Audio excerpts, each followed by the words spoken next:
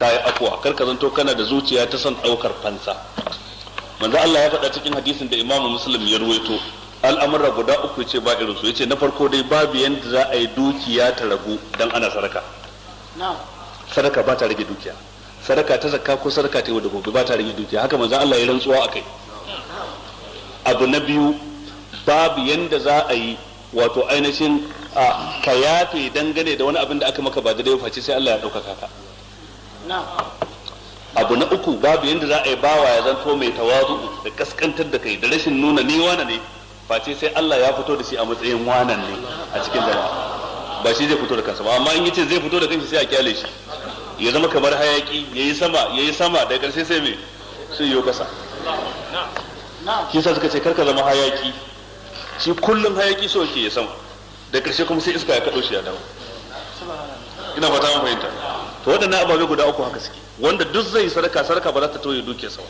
Hasali ma wato ba abin da yake da daɗi irin sadaka idan Allah ya arzuta mutum zuciyar yi, don idan ka ciyar abin da ka ciyar sai a mayar maka, sannan kuma sai a baka lada gobe kiyama.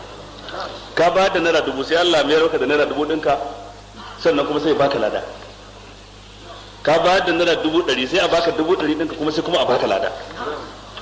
Ka'ida ce haka Allah ya faɗa cikin Alƙur'ani mai girma, wa ma anfaqtum min shay'in fa huwa yukhlifuhu wa huwa khairur raziqin, cikin suratul saba. Abinda duk kuka ciyar kowane irin abu ne Allah zai mai gurbin sa da wani, sannan shine fiyayyen mai arzutawa.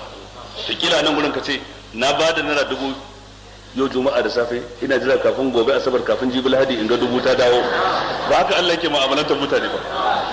Ganin damar Allah ne ta dawo yanzu, ganin damar Allah ne ya bari sai nan da shekara mai zuwa. Manzon Allah yayi mafarki la tadkhulunna al-masjid al-harama insha Allah aminina, sai kun shiga masallaci mai alfarma kuna amintattu, ku je ku yi umara ku yi aski ko sai da manzon Allah ya farka sai ya ce a shiga harami.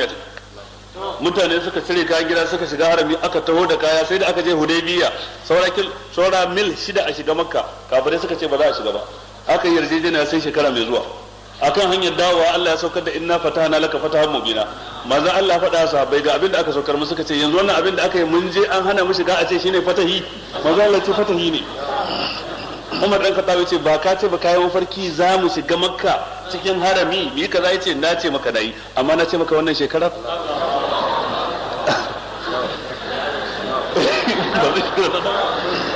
karka mu'amalanci Allah akan ka bayar da 1000 yau kana jiran 1000 gobe, ka bayar da 100 yanzu ka jira kana lissafi da calculator a hannunka, bari mu ga gobe me zai shigo. Ba a mu'amalantar Allah da haka. Ubangiji ta'ala zai iya dawo maka da ita gobe, zai iya dawo maka da ita jibi, watan gobe, watan jibi, shekara mai zuwa.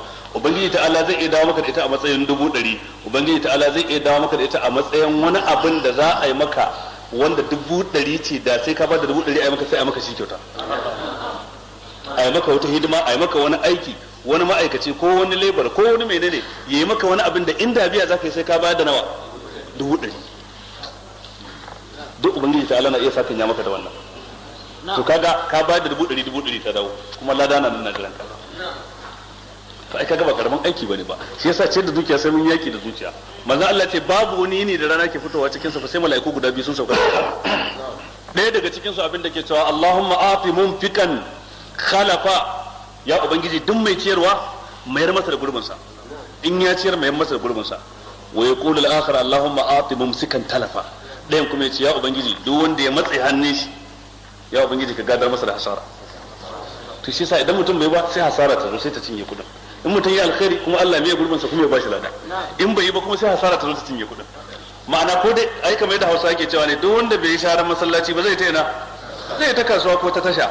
Ka'idar kenan, duk wanda bai aikin alkhairi ba to zai zo aikin banza kuma, duk wanda bai kashe kuɗi ta hanyar taimako ba zai kashe ta wani wurin da babu lada kenan. Wannan fa ko mai kaɗan ko mai yawa ko tsakatsaki haka kowa yake. Fa inna Allah kana afuwan qadira, sai aya ta ƙarshe.